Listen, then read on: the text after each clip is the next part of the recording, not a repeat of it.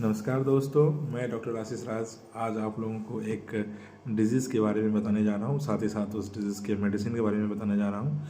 ये डिजीज़ है मोलेस्कम कॉन्टाजिनोसा।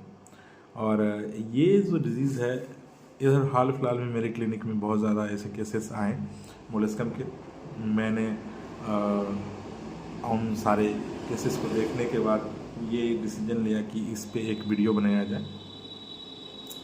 तो मोलेस्कम कॉन्टाजिनोसम जो है, ये किसी भी एज ग्रुप में हो सकता है, बच्चों में, बड़ों में।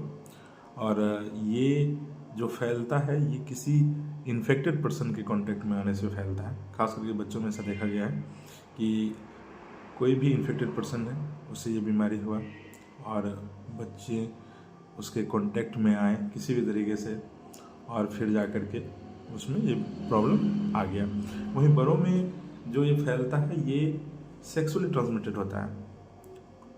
और ज़रूरी नहीं है कि यही हो, उनमें भी कोई इन्फेक्टेड पर्सन है, उसके कांटेक्ट में आने से ये प्रॉब्लम हो सकता है। बहुत सारे केसेस में ऐसा देखा गया है कि ये जो मोलेस्कम है, ये अपने आप भी ठीक हो जाता है बिना किसी मेडिसिन के लेने के, बिना किसी मेडिसिन लिए हुए भी। लेकिन वहीं पर कभी कभी ऐसा देखते हैं कि मेडिसिन लेने का ज़रूरत पड़ गया, प्रॉब्लम हुआ और ये जा ही नहीं रहा है, ठीक ही नहीं हो रहा है, तो उस वैसे कंडीशन में मेरा सलाह रहेगा कि आप डॉक्टर से मिलें और मेडिसिन लें। और ये घबराने की कोई बात नहीं होती है, ये पूरी तरीके से ठीक हो जाता है। और ख़ास करके इसे पहचानने का जो है, जो इसका साइन सिम्टम्स है, सबसे पहले तो इसमें आपको कोई पेन नहीं होगा, कोई एजिंग नहीं हो रहा होगा, जस्ट स्किन के कलर का ही एक बॉयल्स टाइप का होगा। और बहुत अच्छे से उसको ऑब्जर्व करके देखिएगा तो थोड़ा सा डिम्पल सा बना हुआ रहेगा और हार्ड होगा, दबाने पे वो बहुत मुश्किल से थोड़ा सा दबेगा और नहीं तो नहीं दबेगा। तो इस तरीके से इसे क्लिनिक में देख करके पहचाना जाता है। अदरवाइज जैसे लेबोरेटरी में आप ले जा करके इसको टेस्ट किया जाता है, इसका पस ले करके उसे माइक्रोस्कोप में देख करके, माइक्रोस्कोप एग्जामिनेशन करके बताया जाता है कि हाँ, ये मोलेस्कम है या फिर कुछ और है। तो इस तरीके से हम इसको देखते हैं कि मोलेस्कम है या नहीं है। अभी के टाइम में मेरे क्लिनिक में जो पेशेंट आया है मोलेस्कम का, वो मिनिमम 1 ईयर से लेकर के एक यंग पर्सन तक, जिसका कि एज अप्रॉक्स 35-40 के आसपास होगा, कि इतना एज तक के पेशेंट में मैंने इस चीज़ को देखा है, ऑब्ज़र्व किया है। और जो छोटे से बेबी को लेकर के आया था, तो उसके फादर से मैंने पूछा कि क्या हुआ है, कब से हुआ है, बेबी इसको लेकर के रोता है, नोचता है। तो उसके फादर ने सारे सिम्टम्स बताया और फिर जा कर के मैंने उस बेबी को देखा और फिर मैंने उसको मेडिसिन प्रिस्क्राइब किया और वो पूरी तरीके से कुछ ही सप्ताह में डिसअपेयर हो गया और पूरी तरीके से क्योर हो गया।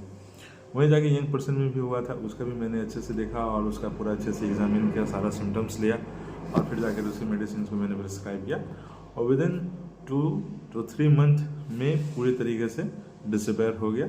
कहीं एक सिंगल कोई मार्क तक नहीं बचा कि हाँ, इसे ये प्रॉब्लम हुआ था। तो मैंने जो ऑब्ज़र्व किया और जब मैं उस पेशेंट का केस ले रहा था, तो उस टाइम में कई सारे मेडिसिन थे जो कि जिसे कि मुझे जानने का मौका मिला। तो मैं भी आप लोगों को बताता हूँ कि उसमें से कुछ मेडिसिन जो मुझे अनुभव हुआ। तो उसमें से ब्रोमियम था, ब्राइनियम, कैलकेरिया कार्ब, कार्सिनोसिन, नाइट्राम्यूर, फास्फोरस, सिपिया, थूजा, ये सारे मेडिसिन थी जो कि मैंने इसमें ऑब्ज़र्व किया कि हाँ, कि ये सारा मेडिसिन इस चीज़ को कवर कर रहा है। और होम्योपैथ में बिना सिम्टम्स का मेडिसिन वर्क नहीं करता है, वो करेगा भी तो पैलेटिव मीडियम में करेगा। तो मेरा एडवाइस रहेगा एक बार अच्छे से इस चीज़ को जानें। और पेशेंट के बारे में मेरा बस यही राय रहेगा कि आप एक अच्छे डॉक्टर से मिलें और अपने प्रॉब्लम के बारे में बताएं। ये घबराने की कोई बात नहीं होती, ये पूरी तरीके से ठीक हो जाता है। नमस्कार।